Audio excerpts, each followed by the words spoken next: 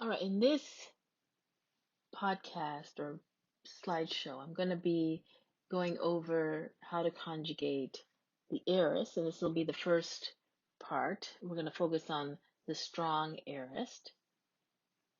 And so first, I have to talk to you a little bit about the aspect, because we're moving from the present system, which has a specific kind of aspect, to the aorist system, which has a different kind of aspect. So we need to talk about what is aspect to begin with.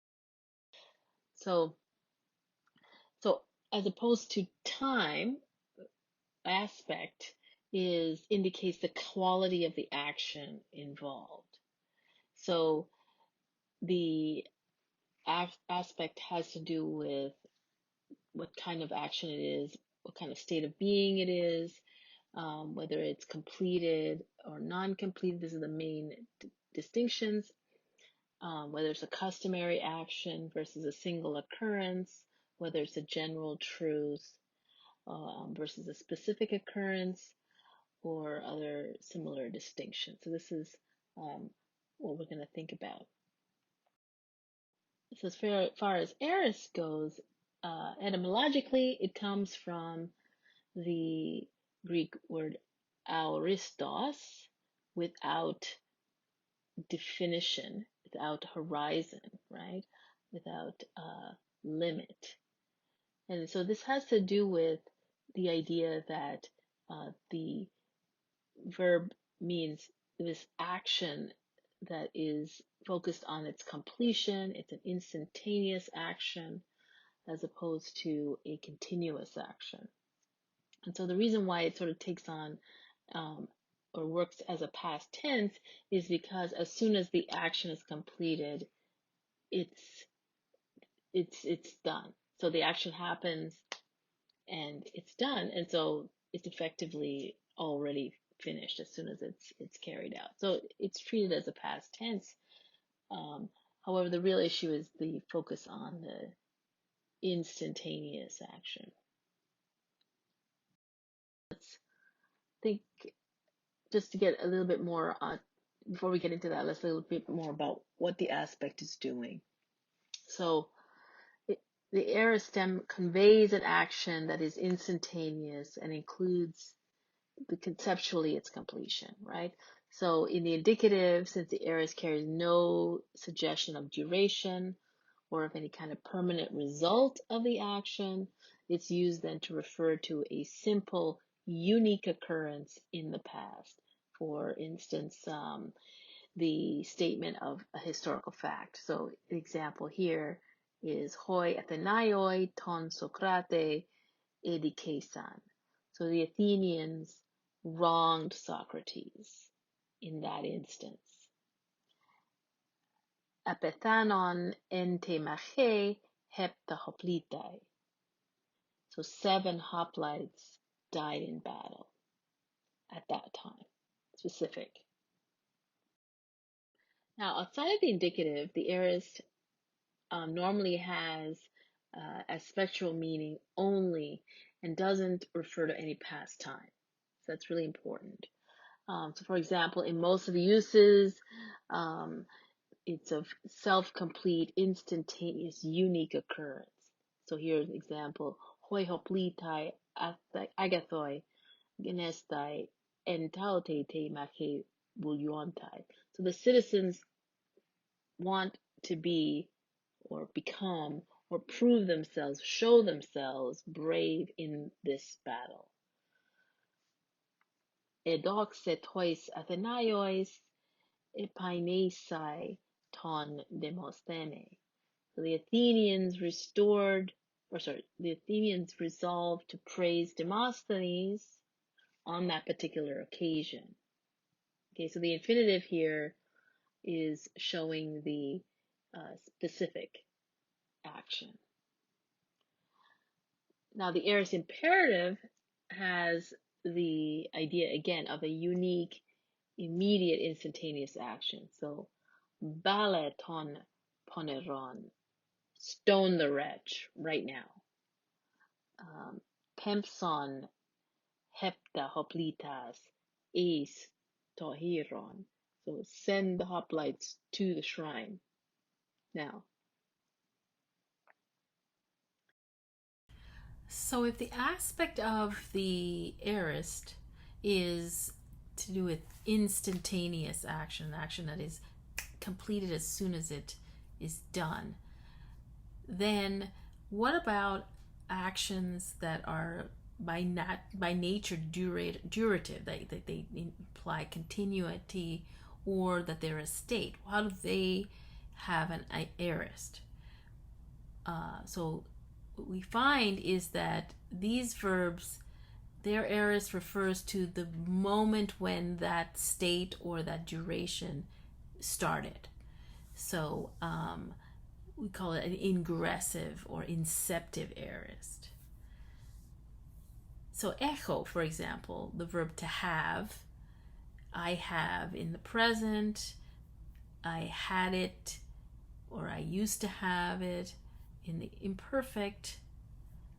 Now the aorist then has to do with the ingressive, the beginning of having it. So I came to have, I acquired, I got.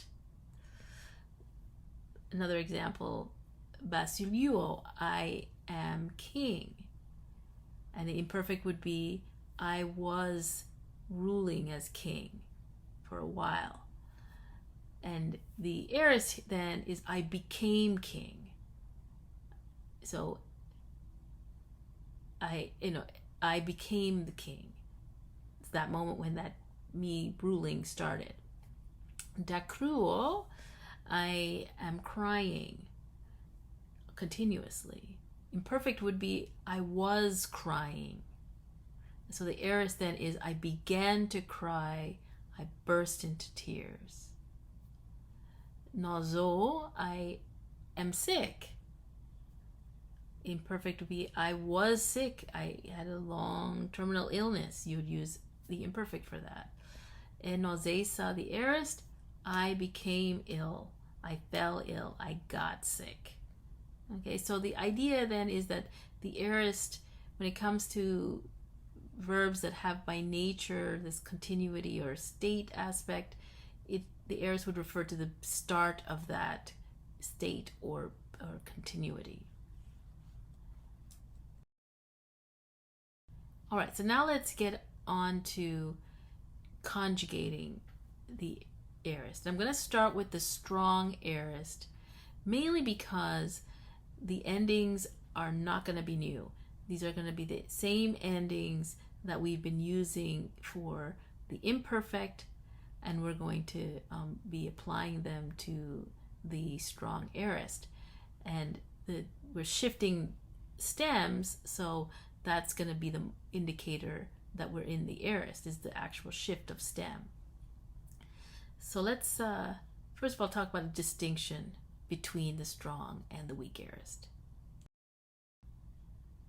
So the weak aorist is sometimes referred to as the first aorist, sometimes the sigmatic aorist. All these forms refer to the same thing. Why it's called sigmatic aorist is because you're going to be using the sigma infix as we used in the future, but of course combined with the temporal augment. So we get a past tense for the sigma infix. This is the aorist. Now, I prefer to use the strong and the weak aorist, as you'll see in a second, mainly because it's easier to remember that if you take that, the weak aorist is the normal aorist with the sigma, and then the strong aorist is a different aorist. All right. Now, the usual approach to conjugating the aorist is to work your way from that present stem and go forward. And as we saw with our future passives, that's not the most efficient way to always be accurate. The best way is to just take the principal part that you need. And so that's why learning the principal parts are actually far more efficient than trying to extrapolate from the present to get you to different principal parts. All right, so in the case of the strong aorist, you're going to be looking at that third and the sixth principal part, right? Or any aorist, actually, not just the strong. We're going to be looking at the third and the sixth principal part. The third is the first person, either active or deponent, and the sixth will be the passive. And so we'll have that. It'll already come with its augment, so we don't have to worry about whether or not we need to have a temporal augment or a syllabic augment. That's already given. And the ending of the first person will be given there. And now it's the endings of the aorist that's going to indicate whether we're dealing with a strong aorist or a weak aorist. And as we just mentioned, the weak aorists are going to have that sigma. And so if it doesn't have a sigma, it's a strong aorist. And then the kind of ending it has in that third principal part is going to indicate whether we're going to put omega endings on there or me verb endings on there. Okay, so let's see. Figure out whether a verb is a strong aorist. Okay, so here are verbs that I've identified that are strong aorists. And notice, ago, axo, agagon. That on ending is not a sigma. There's you're dealing with a strong aorist. Okay, erkomai, aperkomai, exerkomai, all the erkomais. Their aorist is aelthon, apelthon, exaelthon, aelthon. The on ending tells you you're dealing with a strong aorist. Apothnesko, aorist, epethanon. That on ending, you're dealing with a strong aorist. Okay, and now notice though, this on ending is of course the ending for the first person of the imperfect, right? On was our endings there. All right, here we have a phikneomai, which is a deponent, and so its third principal part, its aorist is a deponent, and here you can tell with deponents whether or not it is a strong or weak aorist. Is there a sigma, or is there an alpha sigma? No. So it's main, typical imperfect ending for a middle or deponent. So afik main is a strong aorist.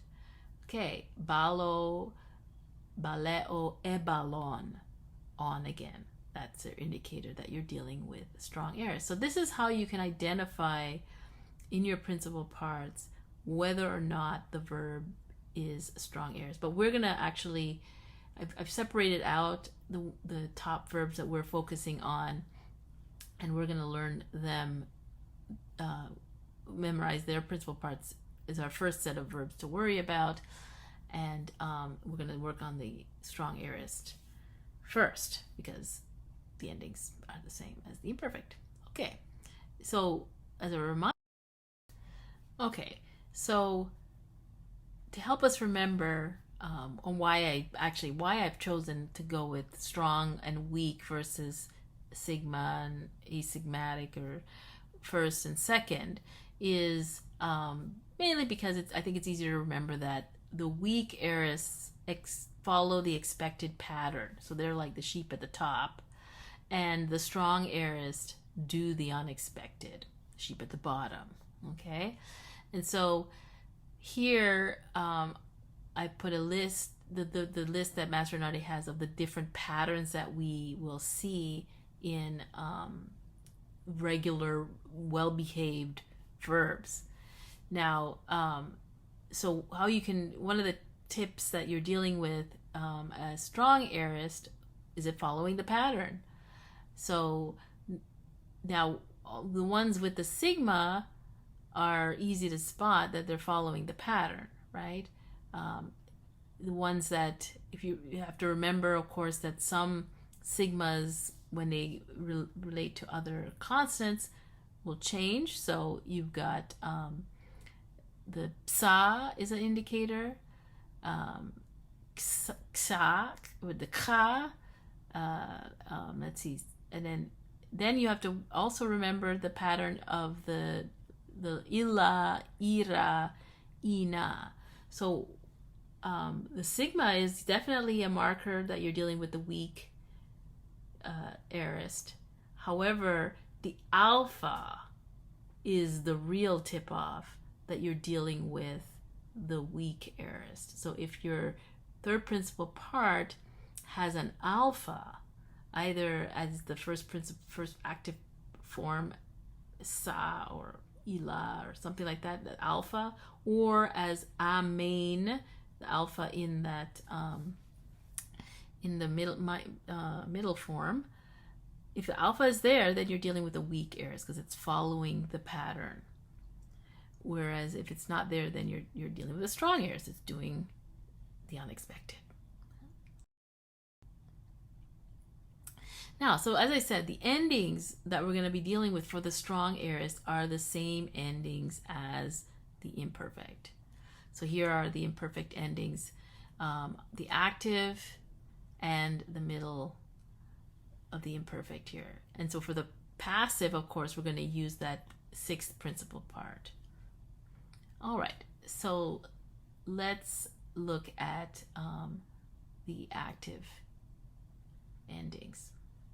So here are this is the imperfect endings, on, as, amen, et, on, and the me verbs just have nu, sigma, men, te, san. Now what's important about that sixth principal part is that it too takes the me verb endings. We already saw this. That's why it's thane, right? And that's the indicator that that aorist passive has the exact same endings as the me verb imperfect endings. All right, and then as for the middle, right? So if it's an omega verb, it's amen, u, eta, ametha, esta, anta. But if it's a me verb, it's going to be main, saw, ta, methas, the, enta. All right, so those are the endings that we're going to put on, the same endings that we've been working with for the imperfect. We're now going to put them on the aorist, whether it's the strong aorist in the active in the middle and on the aorist passive, right? Okay. All right, so here is an example of a strong aorist that is in the active and then one that is a deponent. So we have lepo, which has elipon as its strong aorist, and so we just have our ending. So elipon, elipes, elipe, elipomen, elipete, elipon. And then we had gignomai, which was a deponent. And then in the aorist, it's egenomain. And again, it's egenu. And here we can see again, it's a egeneso. Lose out that sigma, and then we get our u. Egeneta, egenometa, egenesta, egenontai. Or sorry, egenonta. All right. Now, some omega verbs, in fact, just these four that I have here, take their strong aorist as if they were a me verb. Their strong aorist is like a me verb. And so that means they're going to have the me verb endings. So these verbs are the only four that this happens with, and that's why it's good to memorize them. So haliskomai, which means to be captured. Bino, which we've seen, our favorite, our very first word, to go. Gignosko, I know. And duo, I sink or I enter. Okay, and so here we have, in the case of Jalisco, right, the aorist is he alone. That would be the aorist third principal part. And then the endings, notice the nu, sigma, nothing, men, te, san. Bino, ebane is the aorist. So ebane, ebase, ebe, ebemen, ebete, ebesan. Gignosko, its aorist is egnon. So again, egnon, egnos, egno, egnomen, egnote, egnosan. And duo has edun, edus, edu, edumen, edute, edusan. So only these four do this as far as omega verbs go that have me verb endings in their strong aorist. So it's haliskomai, I am captured. Bino, I walk. Gignosko, I know or I get to know. Duo, I enter, I sink. Okay. And so now there's also some weirdnesses that happen on the me verb side. Some me verbs don't have your on or the new, but they take a kappa alpha setup. So they're they tend to be, of course, these the three tithemi, hiemi, and didomi.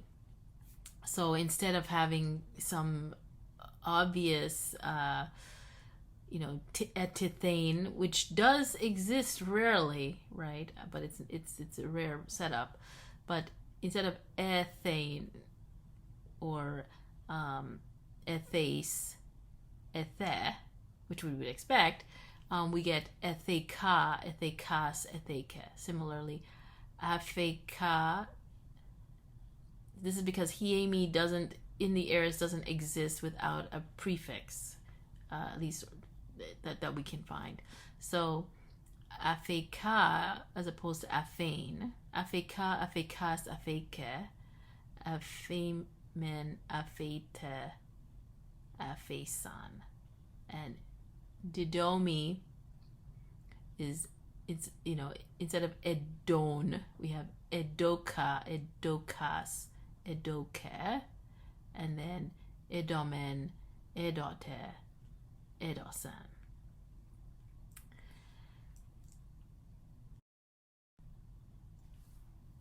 But in the middle, they're back to normal, right? So they're back to being straight up me verbs with your imperfect endings.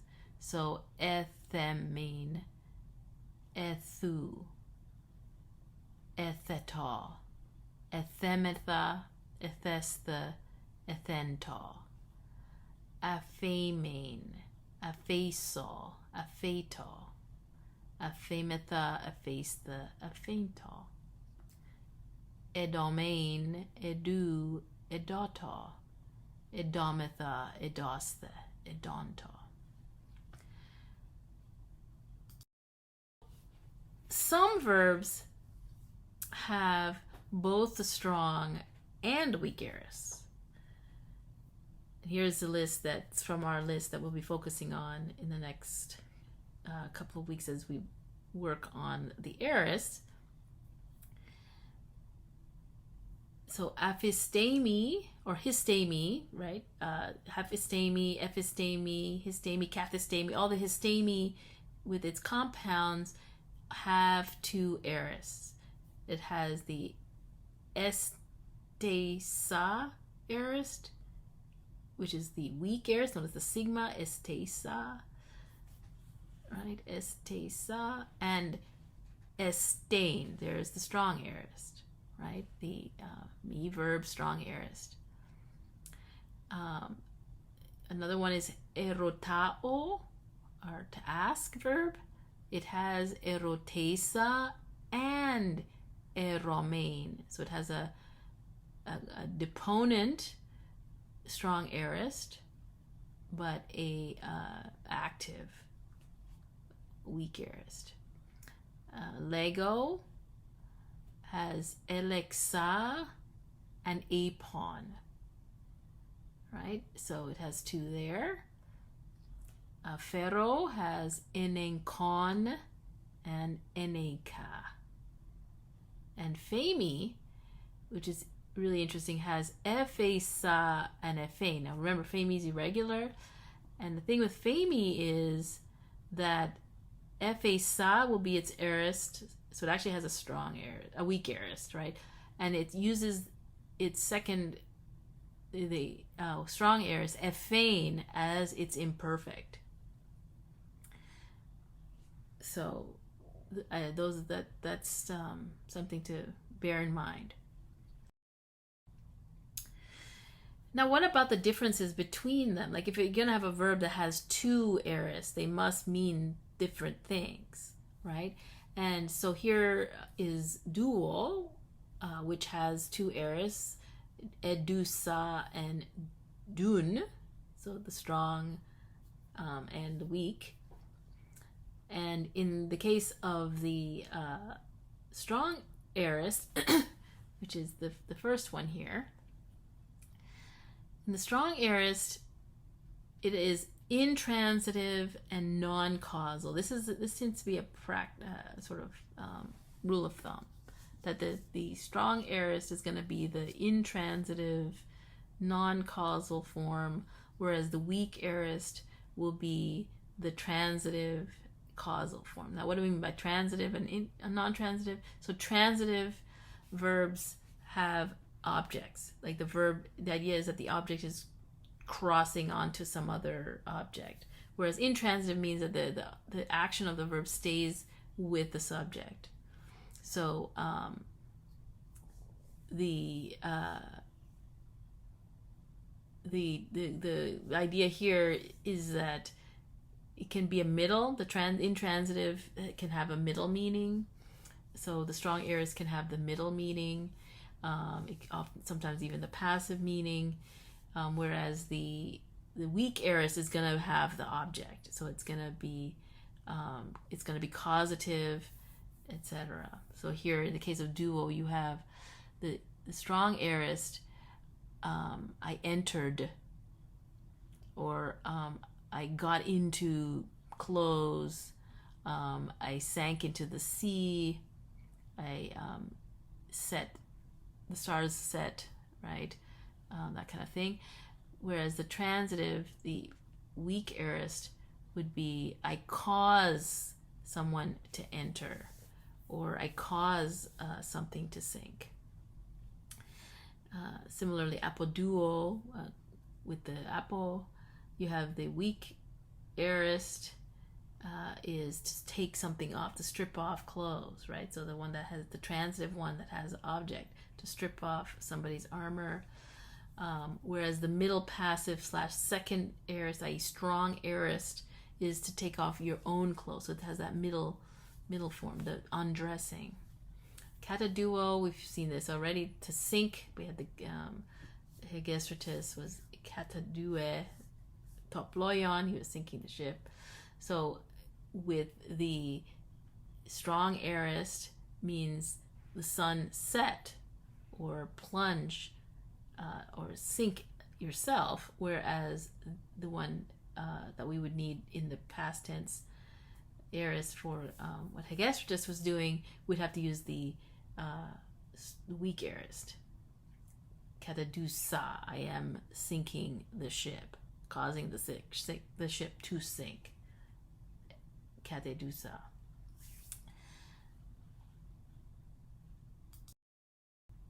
Okay, so again, basic rule of thumb is strong aorists tend to be intransitive, non-causal, sort of aligning with the middle or the middle passive, whereas the weak aorists tend to be transitive and causal, tend to have objects.